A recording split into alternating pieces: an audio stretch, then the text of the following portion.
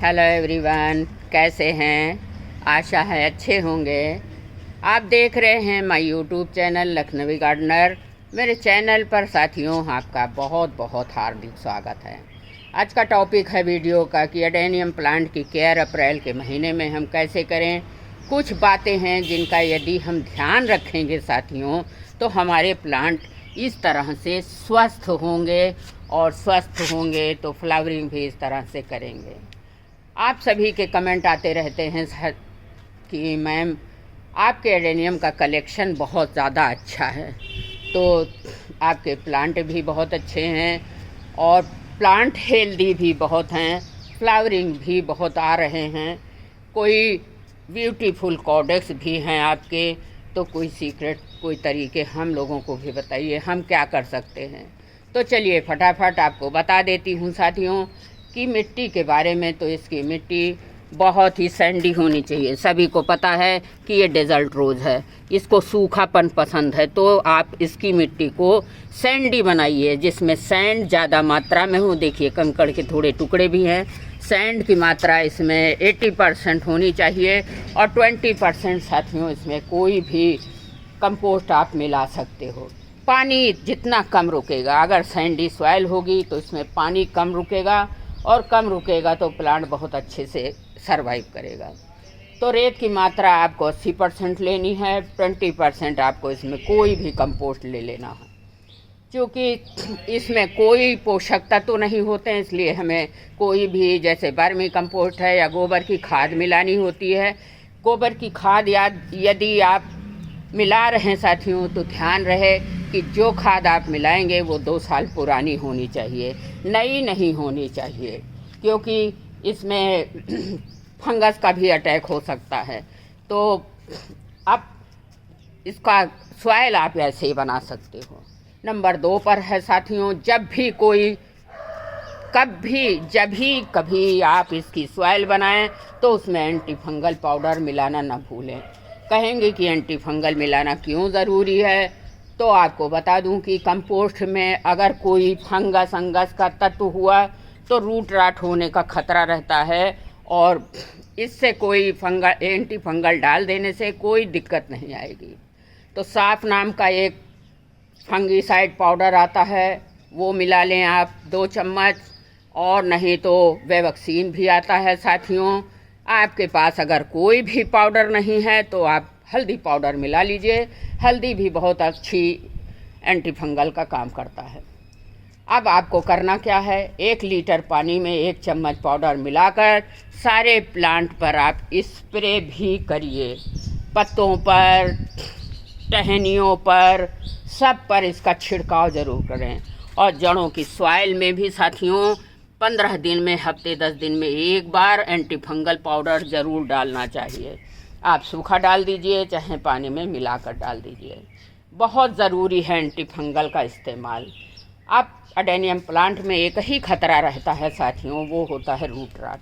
बहुत जल्दी हो जाता है, इसलिए अब तो 2 बातें आपके लिए क्लियर हो गई कि मिट्टी हमको सैंडी बनानी है और सॉइल में एंटी फंगल ज़रूर मिलाना है। अब तीसरी बात है साथियों, जान लेते हैं कि इसका कोडेक्स कुछ इस तरह से कैसे हुआ। आपके लिए मैंने एक वीडियो बनाया हुआ है कि कोडेक्स को हम कैसे बड़ा और ब्यूटीफुल बना सकते हैं। मोटे मोटे कोडेक्स चाहिए तो इनकी प्रूनिंग बहुत ज़रूरी है। अब आपको प्रूनिंग के लिए जितना अच्छा प्रूनिंग करेंगे, हार्ड प्रूनिंग करेंगे, कोडेक्स उतने ही हेल्दी और बड़े और बोनसाई साइज़ के आपको मिल जाएंगे। तो आपको प्रूनिंग करना है। प्रूनिंग के लिए कुछ खास सावधानियां होती हैं साथियों, जो हमको समझ लेना होगा। प्रूनिंग बारिश के टाइम में आपको कभी भी नहीं करनी है।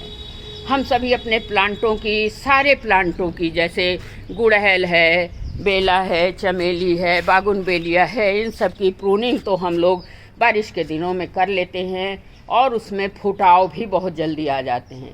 लेकिन अगर हम अपने एडेनियम प्लांट की प्रूनिंग कर देंगे और उसके कटे हुए हिस्से पर जहाँ से प्रूनिंग करेंगे वहाँ से अगर 2 बूंद पानी भी इसके अंदर चला गया तो होगा क्या, ब्रांच रूट होगी, फिर स्टेम रूट होगी और करते करते कोडेक्स भी रूट रॉट का शिकार हो जाएगा और आपका पौधा सड़ गल कर ख़त्म भी हो सकता है। तो बारिश में प्रूनिंग आप भूल कर भी ना करिए। बारिश में तो एडेनियम को पानी से वैसे ही बचाना होता है, या तो आप किसी शेड में रख लीजिए और नहीं तो कोई टेम्परेरी जुगाड़ बना लीजिए, जैसा कि मैं बनाती हूँ। आप मेरे चैनल पर सर्च कर सकते हैं साथियों कि बहुत सारे गमले में लिटा देती हूँ, इनको टेढ़ा कर देती हूँ जिससे इनके जड़ों में पानी नहीं जाता है। अब नहीं कुछ है आपके पास तो टेम्परेरी जुगाड़ मैं बताती हूँ, मैं भी वही करती हूँ। एक बड़ी पन्नी लेकर सारे प्लांटों को ढक देती हूँ और बारिश ख़त्म होती है तो तुरंत फटाफट खोल देती हूँ। इसलिए आपको भी सजेस्ट करती हूँ कि आप कोई भी प्लांट एडेनियम का 2 दिन से ज़्यादा बारिश में ना रखें, इसके सड़ने गलने का खतरा बराबर बना रहता है। अब तीसरी बात जाननी है हमको कि प्रूनिंग करें तो मौसम गर्म होना चाहिए। जैसे ही डोरमेंसी ख़त्म हो, जनवरी लास्ट से लेकर आप पूरी फरवरी प्रूनिंग कर सकते हैं। इससे बहुत जल्दी अच्छी फुटाव आती है। अब चौथी बात है साथियों कि अगर आपको कोडेक्स बड़ा चाहिए तो पॉट गहरा कम लेना होगा। देखिए ये एडेनियम का मदर प्लांट है और ये कम से कम 14 साल का पुराना है। इतना छोटा गमला है, देखिए 1 से भी कम है और गहराई कम है। चौड़ाई देखिए इसकी 36 इंच है। तो इस तरह से आपको गहरा कम चौड़ा ज़्यादा पॉट लेना होगा। अगर आप चौड़े ज़्यादा और गहरे कम में लगाएंगे तो आपके प्लांट का लुक इस तरह से कुछ बोनसाई आएगा। देखिए मैंने इसको बोनसाई बनाया है, इसकी हार्ड प्रूनिंग की थी इसलिए ये बोनसाई हो गया है। तो अब आपको जब इस तरह से बोनसाई प्लांट हो जाएगा तो आपको एकदम बुके जैसा दिखेगा। देखिए लग रहा है कि ये ओरिजिनल बुके है। अब प्रूनिंग आपके लिए बहुत ज़रूरी है साथियों। 4 बातें तो क्लियर हो गई। अब 5वीं बात यह है कि हम इस प्लांट में इस तरह की हैवी फ्लावरिंग कैसे पा सकते हैं। बहुत अहम जानकारी है साथियों। अगर इस प्लांट पर हैवी फ्लावरिंग पाना चाहते हैं तो केमिकल NPK 01919 दे सकते हैं। अब आप कहेंगे 019 क्या होता है? तो 0 का मतलब है कि आप नाइट्रोजन वाला फर्टिलाइज़र अपने एडेनियम प्लांट को इस समय नहीं दे सकते हैं, क्योंकि अगर हम नाइट्रोजन वाला फर्टिलाइज़र देंगे तो उसमें पत्तियां होंगी, ज़्यादा हरी पत्तियां होंगी, प्लांट हरा हो जाएगा लेकिन इस तरह से फ्लावरिंग नहीं करेगा। अब पत्तियां कम पानी है, फूल ज़्यादा पाना है तो आप 01919 दे सकते हैं। और नाइट्रोजन देंगे तो पत्ती बहुत आएंगी, इसलिए थोड़ा अवॉइड करिएगा। अब आपको महीने में, जो कि मैं भी इस्तेमाल करती हूँ, महीने में 1 बार अपनी सॉइल पर ऐसे किनारे किनारे हल्का सा मट्टी ढीला करके बोन मील आप ज़रूर दे दिया करिए।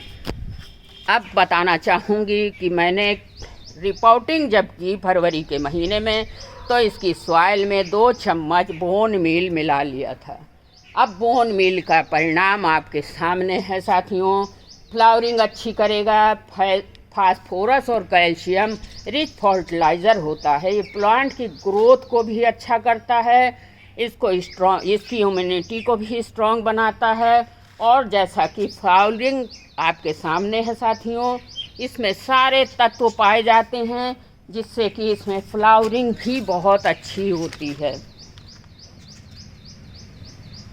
अभी मैंने आपको बताया कि बारिश से बचाना है। छठी टिप्स और बहुत सारी ज़्यादा इम्पॉर्टेंट है साथियों कि हमें बारिश से बचाना है। अगर वेदर में मॉइस्चर है, हवा में नमी है, तो इसकी मिट्टी सूख जाए तो आपको हफ्ते 10 दिन में बिना चिंता किए हुए आँख मूंद कर बारिश के दिनों में बिल्कुल ऐसे छोड़ देना चाहिए, क्योंकि ये अपने कोडेक्स में ही साथियों इतना पानी स्टोर कर लेते हैं कि अपना काम चला लेते हैं। अगर आप पानी ज़्यादा देते रहेंगे तो प्लांट ग्रीन तो होगा, बहुत ज़्यादा ग्रीन होगा, हरा भरा होगा, एकदम ग्रीनरिश हो जाएगी, लेकिन आपके प्लांट पर फ्लोरल रुकावट आ जाएगी, मतलब फ्लावरिंग आनी बंद हो जाएगी। तो अब आप समझ गए होंगे कि पानी का बड़ा अहम रोल है हमारे प्लांट की फ्लावरिंग में। अब हम बात कर लेते हैं 7 पॉइंट की। तो इसका सनलाइट की रिक्वायर्ड साथियों, बारिश के अलावा कभी भी इसको शेड में नहीं रखना चाहिए, खुली छत पर रखा है देखिए। तो आप खुली तेज धूप में रखेंगे उतने ही प्लांट हमारे मजबूत बनेंगे, तने स्ट्रांग होंगे, कोडेक्स मजबूत हो जाएंगे, बड़े बड़े हो जाएंगे, और फ्लावरिंग तो आप देख ही रहे हैं। छाया में रख देंगे तो ज़्यादा पत्ती वाले लगी प्लांट हो जाएंगे, पत्तियां पतली हो जाएंगी, फ्लावरिंग बिल्कुल नहीं होगी, इसका आपको ध्यान रखना है। एक बार मैं फिर ऐसा कर चुकी हूँ कि जैसे ही धूप निकली मैंने अपने एक प्लांट को उठा के नीचे पोर्च गार्डन में लगा लिया सजाने के लिए। हुआ ये कि उस फ्लावरिंग के बाद उसमें कभी भी फूल नहीं आया। मैं समझ गई साथियों, कुछ एक्सपेरिमेंट करके भी समझ में आता है, सीखने को मिलता है। तो मुझे समझ में आ गया कि कभी भी छाया में नहीं रखना चाहिए, तेज़ धूप में ही रखना चाहिए। तो अपने आप खुद फ्लावरिंग देख लीजिए, धूप का नतीजा। धूप आने ही वाली है, अभी 8 बजे हैं, हमारी छत पर धूप आ भी गई, देखिए दीवार पे धूप आ गई। कुल मिलाकर फिर से दोहरा देती हूँ दोस्तों कि पानी कम दीजिए, खुली छत पर रखिए, फुल सनलाइट दीजिए, इसकी मिट्टी को वेल ड्रेन बनाइए, समय समय पर एंटी फंगल पाउडर का स्प्रे ज़रूर करते रहिए, महीने में एक बार बोन मील देते रहिए। अगर आप इतना ध्यान रखोगे साथियों तो मैं गारंटी लेती हूँ आपके एडेनियम हमेशा हेल्दी भी रहेंगे और 12 महीना इस तरह से हैवी फ्लावरिंग, लीफलेस फ्लावरिंग आपको देते रहेंगे। आशा है मेरी जानकारी साथियों आपको बहुत अच्छी लगी होगी। अगर अच्छी लगी है तो एक लाइक कमेंट तो बनता है। पहली बार आए हैं मेरे सब्सक्राइबर ज़रूर करिएगा, चैनल पर आए हैं तो सब्सक्राइब ज़रूर करिएगा। आगे भी किसी वीडियो में फिर मिलती हूँ नई जानकारी के साथ। साथियों मेरे कई व्यूअर्स का कमेंट आया कि मैम आप वीडियो थोड़ा लंबा बनाती हैं, छोटा बनाइए। तो साथियों अगर 3-4 मिनट का वीडियो होगा तो आप लोगों का पूरा समस्या हल नहीं हो पाएगा, आप लोगों को अच्छी जानकारी पूरी दे सकूं, इसीलिए थोड़ा बड़ा हो जाता है। चलिए अब बंद करती हूँ। Thank you.